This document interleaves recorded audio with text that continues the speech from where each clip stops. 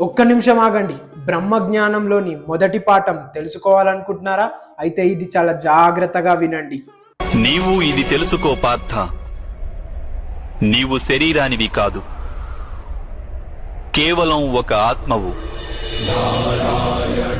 ఈ రణభూమిలో కనిపిస్తున్న ప్రతి ఒక్క యోధుడు వాస్తవానికి నీవు అనుకుంటున్నవారు కాదు.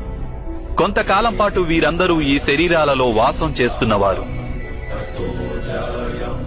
వీరి శరీరాలు మరణిస్తాయి, కానీ వీరందరూ అమరులు.